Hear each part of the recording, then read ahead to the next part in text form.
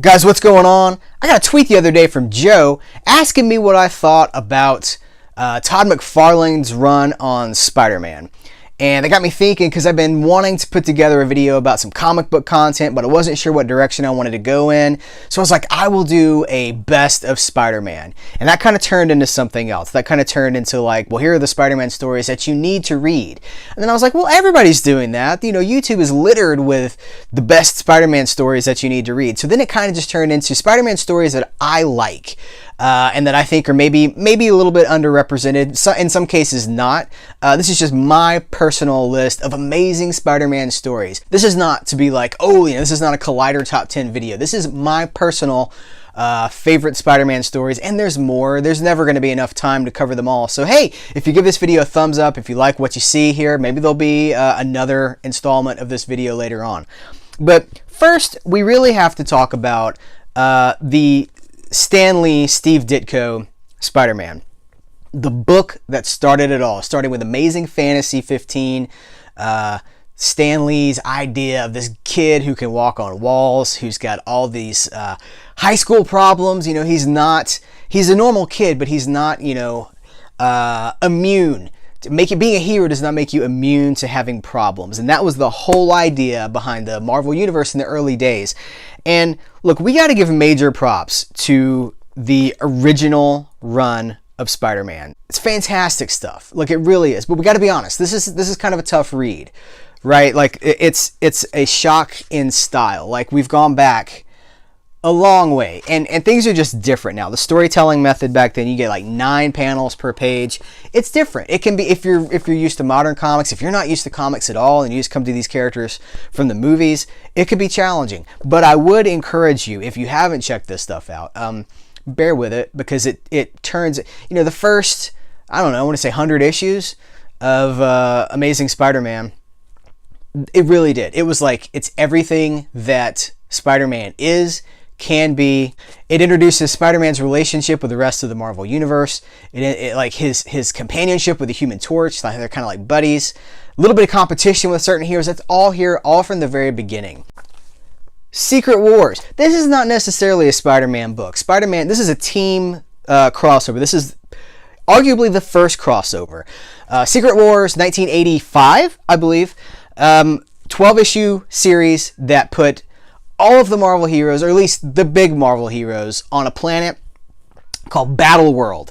And it was, for Spider-Man, the introduction of the black suit. Now, the black suit was very important into the development of the character of Spider-Man in the 80s. Like I said, this is not strictly a Spider-Man book, but Spider-Man does shine in this book. And I like the way that he gets to interact off of some of the other characters. I like, Spider-Man is one of those characters that can go and do his own thing in New York or whatever the threat is. Like, Spider-Man can go deal with it. But I also like Spider-Man dealing with these cosmic threats and these larger than life threats, right? So putting Spider-Man in the context of the large, you know, he's an Avenger now, right? Like, he comes and goes, but it's weird. Like, you think that he's just a regular guy, right? You think that he's just he's got all these problems, and then you see him like butted up next against Iron Man or like the Incredible Hulk or Doctor Doom or whatever, and you're like, oh, he's so weird. Like, he's super awkward. He's socially just like uncomfortable in all these situations. Secret Wars, great example of Spider-Man in the larger Marvel universe. Okay, so this is a trade of Peter Parker Spider-Man from the early 2000s. These books are written by Paul Jenkins, and Paul Jenkins took the character to some incredible places, some really emotional, heartfelt places. And I have some of the single issues for this, but there are two issues in particular from this trade. We have Peter Parker Spider-Man number 35 and Peter Parker Spider-Man number 37. Those two issues, in their own way, had a huge impact on my taste at that time. So I was a kid in the 80s, and obviously kids love Spider-Man.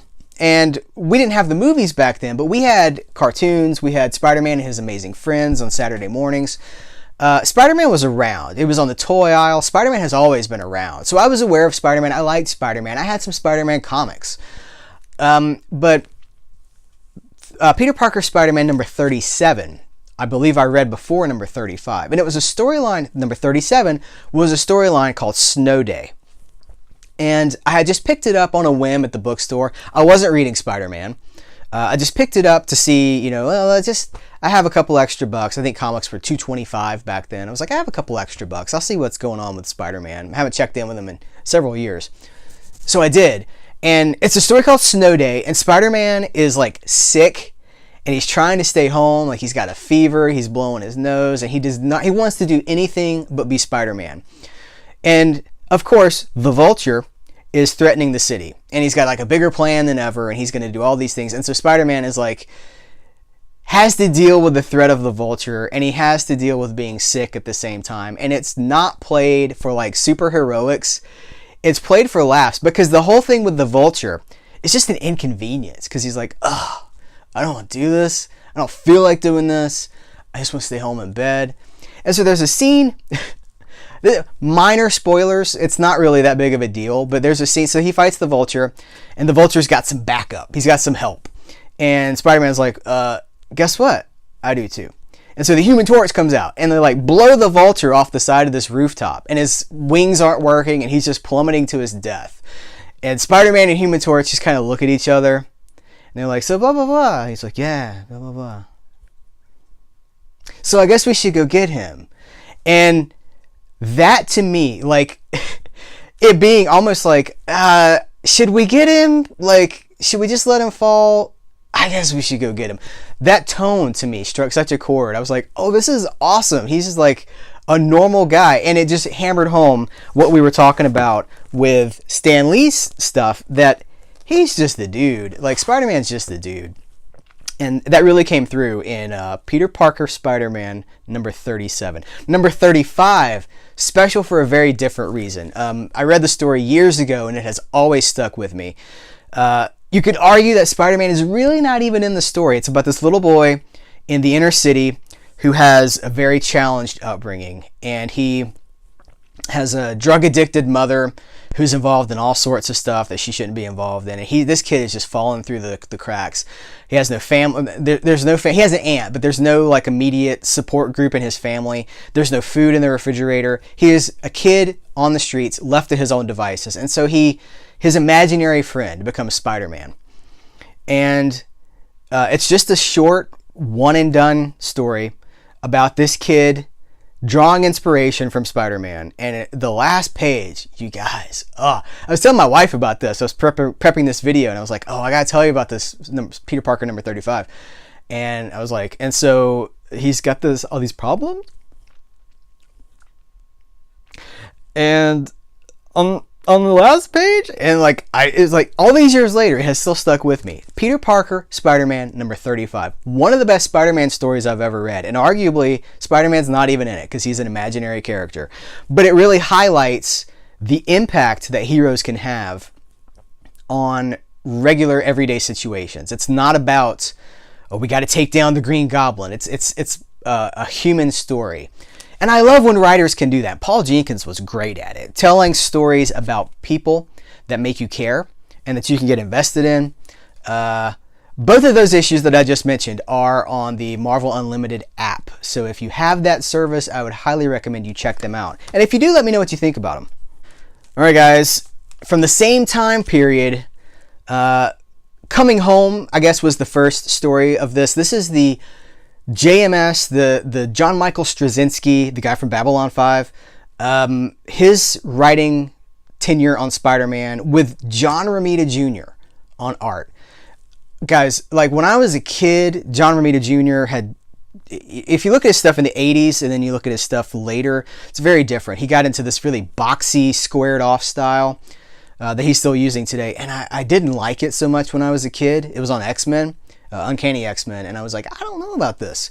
But here I am, a grown man, and I love JR art. John Romita Jr. is like one of my favorite artists. This run was, it really took Spider-Man to some creative places that I don't think we'd seen before. JMS tried to expand the mythology. I say tried, he did expand the mythology. And some of this stuff ended up I know even a couple of years ago, they were still dipping into what he established in 2001, circa 2001. Really good stuff. And as you can see, I'm going to put an image over this that shows like something that he did that was just really creative, that I was like, oh, wow, is this going to change things? How's he going to get out of this? So one of the great runs. And the thing about that run is that it was kind of mired in this continuity. Not in a bad way. Continuity can be a good thing, especially when you're trying to flesh it out and expand upon it. But it was deeply in this continuity. Spider-Man was married. Peter Parker was married to Mary Jane. They had all this stuff going on. Mary Jane their relationship was kind of being torn apart because they were being pulled in different directions, as lives happen. As things do, as it goes. And I related to it. I was in my 20s when I was reading this, and I kind of related to it too. But the counterpoint to that is Ultimate Spider-Man. Now, I have a full run of this in trade. I had a full run in issues, and I was like, I don't want all these issues. I want these on my shelf. And now I wish I had the issues again. But I have the full run in trade. The idea behind Ultimate Spider-Man in the early days was to strip away all that continuity. All the stuff, Spider-Man, Peter Parker being married, all that stuff, get it out of the way, get back to a core dynamic with just a high school kid dealing with high school problems. It had been so long since we'd seen that. Peter Parker had been in college. I think he was in college in the 60s. He started out in high school, but I think before the 60s ended, he was in college. So the high school dynamic we hadn't seen in a long, long time. And so this was written by Brian Michael Bendis, great writer, kind of takes his time with some stuff, that's personal opinion, or whether you like that or not. But the art was by Mark Bagley for years and years, and they really did some great stuff. And one of my favorite issues with of this was, I think it was number 66 into 67, and it's a body swap story between Peter Parker and Wolverine. And Wolverine and Spider-Man always have had this really unique relationship where they kind of respect each other, but it's a begrudging respect. And the idea of having like a body swap, so like Peter Parker wakes, I don't even remember how they did it, but Peter Parker wakes up and he's Wolverine, and Wolverine wakes up and he's a high school kid. And it was so well done, and it really captured the essence of those characters. Look, there's stories to be told where Logan, old man Logan, and it's gritty and it's like a Western, and it's like, nihilistic and stripped down, but there's also a lot of fun to be had. And as you can tell by some of the stuff I'm talking about, I really gravitate towards the fun side of comic books. Ultimate Spider-Man was fantastic, and it kept going with Miles Morales. After this series ended, they've done a lot of cool things. You have a Black Spider-Man, which was great, and it's had impact, I guess, is what I'm trying to say. They tweaked some of the heroes and some of the heroes and villains. They were a little bit tweaked, sometimes for the best, sometimes not so much, but it was always interesting. And I would say that the Amazing Spider-Man movies with what's that kid? Andrew Garfield. There's a boop just out of my head. Those movies, I feel like they draw more from this than anything else. And I haven't been criticized for liking those movies. I've been kind of given a hard time by some of my friends because I like those movies. I recognize that they're not great. They have a lot of problems, but they have a spirit about them that I think I respond to it because I've read so much of this. So let's talk about some controversial stuff. I'm going to talk about Todd McFarlane on Spider-Man. Also carries over into this book, The Birth of Venom. So Todd McFarlane, obviously, in his day, hotshot superstar artist, founding father of Image Comics, creator of Spawn, but also criticized because that era of comics was a lot of style over substance. It was a lot of flash without a lot of necessarily storytelling creativity. There was a lot of derivative stuff going on. There was a lot of just, you'd flip through the comic. They were pinups. I mean, basically it was like 22-page pinups. But in the early days, Spider-Man really benefited from Todd McFarlane. I mean, so even on this cover, he was the first guy to put the detail in the webs so that the webs had that kinky, weird gnarly look, almost like rope. And here's more on the back. They liked this so much that he got his own book. They gave him a Spider-Man book because they liked his art so much. And like, we're talking about stuff like this, like the hyper, at this time we were like, oh my gosh, I've never seen a comic book look like that. You could count the stubble on his face. Like, that was not a level of detail that was necessarily being put into things before that. But like, if you can look at his art style, like it's different. I mean, it's kind of passé now, but at the time it was so revolutionary. I think Todd McFarlane played a huge part in the evolution of Spider-Man, at least in a visual sense, but in the creating, Venom and all the stuff that came out of that, good and bad. It was important, and it's still good. Like, I still enjoy these stories, and these early stories especially are very grounded in the Spider-Man mythos and the world. They're not super crazy and exaggerated, but I'll tell you what is super crazy and exaggerated, and that is Maximum Carnage. Now, don't stop the video.